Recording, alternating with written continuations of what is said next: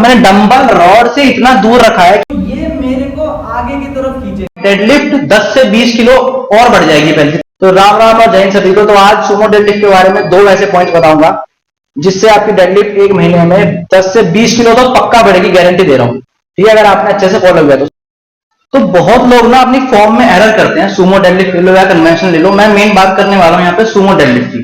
ठीक है, पिछली वीडियो में बात कर चुका हूं कि आपको स्टांस कैसे लेना है, आपका पोस्चर कैसे रहेगा। बहुत सारी गलती होती है कि वो डेडलिफ्ट मारते समय एक तो बार उनकी बहुत दूर रहती है, ठीक है, और उनकी ये हिप्स पहले उठ जाती है जिससे फॉर्म में एरर आ जाता है, इंजरी के चांस बढ़ जाते हैं। तो वही ठीक करने के लिए दो ऐसी चीजें लाया हूं कि आपकी तो लोअर बैक स्ट्रांग हो जाएगी, कोर स्टेबिलिटी अच्छी हो जाएगी, और साथ में आप जब डेडलिफ्ट उठाओगे तो प्रॉपर फॉर्म में उठाओगे और आपकी डेडलिफ्ट 10 से 20 किलो और बढ़ जाएगी। पहले जितना आप पहले मार रहे हो उससे ज्यादा बढ़ जाएगी। तो पहली चीज है पॉज डेडलिफ्ट, कि यहां पर उठाते समय आपको डेडलिफ्ट को अपना पॉज देना है। जैसे आपने बार ले ली, आपको वेट डालना है अपने 1 रेप मैक्स का 50 to 60%। मान लो किसी का 1 रेप मैक्स 100 kg है तो आपको बार पे डालना है 50 kg या 60 kg, ठीक है, including the bar load. Okay, तो मान लो ये मेरा 60% है। पॉज दो तरह से होता है, एक तो बिल्कुल मैं ग्राउंड लेवल से उठाया और मैंने यहां पॉज ले लिया, एक पॉज तो ये होता है, दूसरा पॉज होता है यहां पर, ठीक है, और फिर आपको पूरी डेडलिफ्ट अपनी कंप्लीट करनी है। अब सवाल आता है कि पॉज कितना लेना है, 10 सेकंड, 2 सेकंड, 3 सेकंड। तो आपको पॉज लेना है 2 से 5 सेकंड का। अब जैसे मानो मैं अभी स्टार्ट कर रहा हूं पॉज डेडलिफ्ट, तो मुझे इतना एक्सपीरियंस नहीं है मानो, है ना, तो मैं लूंगा 2 सेकंड का पॉज। ये मैंने उठाया 1 2 और ये डेडलिफ्ट पूरी, फिर से यहां उठाया 1 2 और ये। तो नेक्स्ट बात करते हैं कि इससे फायदा क्या होगा पॉज डेडलिफ्ट। उससे क्या होगा, आपकी हिप्स की पोजीशन एक जगह फिक्स हो जाएगी कि हाँ, आपको ध्यान हो जाएगा कि हाँ मुझे अपनी हिप्स की पोजीशन यहां रखनी है, वहां से वो हिलनी नहीं चाहिए, तो वहां से आपकी पोजीशन करेक्ट हो गई। दूसरा, आपकी कोर की स्टेबिलिटी अच्छी हो जाएगी, और जितना आपका कोर स्टेबल रहेगा ना उतना आप डेडलिफ्ट में अच्छा परफॉर्म कर पाओगे। एक तो जस्ट फ्लोर से उठाने से पहले पॉज, उससे क्या होगा, आपका जो है फर्स्ट पुल स्ट्रांग हो जाएगा। मतलब ग्राउंड से वेट को उठाने की जो कैपेबिलिटी है बहुत भी कम होती है। मतलब लोग वेट यहां पे आते हैं तो खींच लेते हैं लेकिन ग्राउंड से नहीं पुल कर पाते। तो उसके लिए जो है ना, आपको जो आपका पॉज है वो आपको यहां से स्टार्ट करना है, ये वाले पॉज की प्रैक्टिस करनी है। मतलब थोड़ा सा उठाया 3-4 इंच ऊपर, यहां पॉज करना है, फिर डेडलिफ्ट कंप्लीट करनी है। अगर आपका सेकंड पुल वीक है, मतलब आप यहां तक वेट खींच लेते हो आराम से ग्राउंड से, लेकिन यहां से ऊपर आप खींच नहीं पाते, तो आपको उठाना है वेट, यहां पे पॉज करना है, ठीक है, 2 से 5 सेकंड का, फिर यहां से पुल करना है, ठीक है। तो यहां से आपका दोनों पुल स्ट्रांग हो जाएंगे, कोर स्टेबिलिटी अच्छी। पॉज डेडलिफ्ट में कुछ और 2-3 पॉइंट है, याद रखना। जब आप पॉज करोगे तो आप ब्रेसिंग भी हार्ड करोगे। ब्रेसिंग में आपको बता चुका हूं क्या होती है, ठीक है, अपने कोर को टाइट करना होता है ब्रेसिंग। इनहेल करके जब आप कोर टाइट करते हो ब्रेस होता है, तो जब आप उसको ब्रेस करके पॉज करोगे ना तो आपका ब्रेसिंग भी अच्छा हो जाएगा, स्ट्रांग हो जाएगा, जिससे आपकी लोअर बैक और स्ट्रांग हो जाएगी।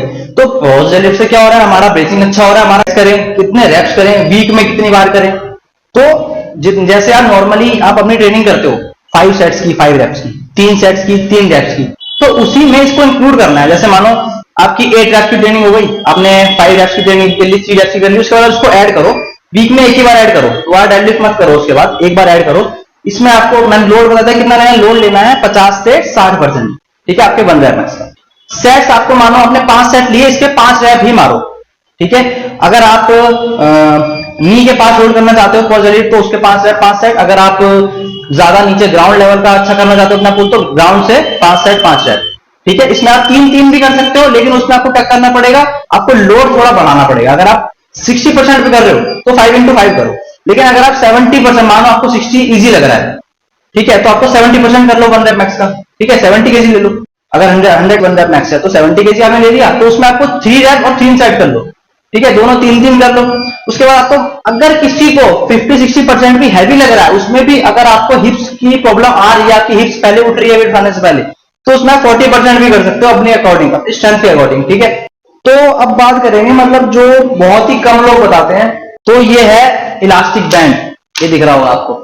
तो ये मैंने कैसे लगाया ना, रॉड के बीच में इसको मैंने बांध दिया और यहां से मैंने इसको डंबल में लगा दिया। अब मैंने डंबल रॉड से इतना दूर रखा है कि यहां पे एक परफेक्ट टेंशन बनी हुई है, ये देखो, ये टेंशन बनी हुई है, और रॉड आगे ना आए इसलिए मैंने आगे एक मैट अड़ा दी है, ये देखो। अब क्या है ना, जब भी मैं इसको उठाऊंगा, लिफ्ट करूंगा रॉड को, तो ये, और मैं इसको पीछे की तरफ खींचूंगा। इसका फायदा क्या है, जैसे बहुत लोग मैंने कहा ना उठाते हैं तो रॉड उनकी यहाँ पे गैप रहता है पैर और रॉड के बीच में, वो रहेगा ना तो आप अच्छे से परफॉर्म नहीं कर पाओगे। तो अब क्या है ना, आपको इस रॉड को पूरे मूवमेंट के दौरान खींच के रखना पड़ेगा, पूरा खींच के अपनी तरफ। तो इससे क्या होगा, आपकी लेग्स ज्यादा एंगेज होगी, दोनों लेग्स बहुत ज्यादा, मतलब पंप हो जाएगी, एंगेज हो जाएगी। जब आपकी लेग्स एंगेज हो जाएगी ना, आपका वेट और इजीली उठेगा, आपकी मतलब प्रैक्टिस जाएगी। आपने पुल ओवर करी होगी रोप से, पुल ओवर, तो वही मूवमेंट समझ लो इसको, ठीक है। ये मुझे इलास्टिक वहां खींच रही है, मैं इसको अपनी तरफ खींच रहा हूं, तो इससे क्या हो रहा है ना, मेरी एक तो हिप्स की भी स्टेबिलिटी बढ़ जाएगी, मेरी कोर की भी बढ़ जाएगी। बहुत लोग क्या करते हैं ना, ये यूं कर देते हैं। अब यूं करने के बाद क्या होगा कि लेग्स छूट जाते हैं।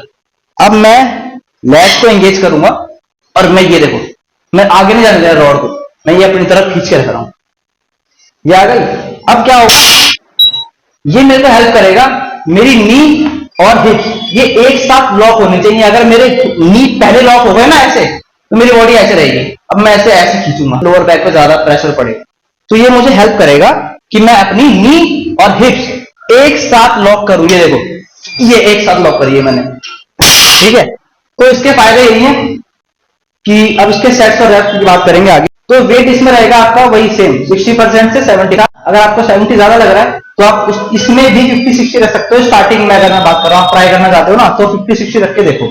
उतना लोड आपको रखना है बार पे, 1 रैप मैक्स का 50 से 60%, और 5 into 5 भी करना है, ठीक है। जैसे मैं आपको परफॉर्म करके दिखाता हूं।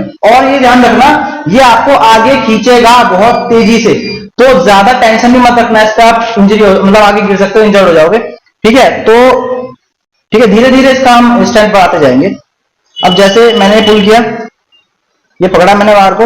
अब क्या है ना, मेरे को हिप्स की पोजीशन पता है, किसी किसी को नहीं पता होती, वो बहुत यहां रखते हैं या वो हिप्स यहां रखते हैं, ठीक है। तो मुझे पता है, तो ये आपकी हिप्स की पोजीशन ना, आपको इसमें हिलानी नहीं है। हिप्स सेट हो गई आपकी। अब इसको रॉड को मैं आगे नहीं जाने दूंगा, मैं खींच के रखूंगा, ये देखो, ठीक है। 1 रैप, 2 रैप, 3 रैप, आप देखोगे 5 सेट 5 रैप तक तो ऐसा हो जाएगा, 3-4 सेट तक तो, कि लोअर बैक ना बिल्कुल जलने लगेगी और लेग्स इतने पंप हो जाएंगे कि मतलब समझ लो आपके पास उसके बाद एनर्जी नहीं होगी कोई। लोअर बैक भी स्ट्रांग होगी, मतलब स्टील की लोअर बैक बन जाएगी, स्टील की, कभी इंजरी नहीं होगी और वेट उठेगा आराम से, बहुत आराम से, ठीक है। तो सेट्स और रैप मैंने बता दी किस तरह से करना है। आप पॉज और रेजिस्टेंस को मिक्स कर सकते हो। वो कैसे, जैसे मैंने स्टांस ले लिया, अब मेरे को पॉज और रेजिस्टेंस दोनों साथ में करनी है, इसके मतलब डबल बेनिफिट है, ठीक है। ये मैंने उठाया, ये पॉज करा, 1 2 उठा लिया, ठीक है। अब रेजिस्टेंस वाली भी ट्रेनिंग हो रही है, पॉज डेडलिफ्ट की ट्रेनिंग भी हो रही है, तो समझ लो आपका कोर और स्ट्रांग होगा, लेग्स और स्ट्रांग होगी, लोअर बैक और स्ट्रांग होगी, ठीक है। ये देखो, पॉज करा, उठा लिया, पॉज करा, उठा लिया। रॉड दूर नहीं जाएगी बॉडी से, ये ध्यान रखना बस।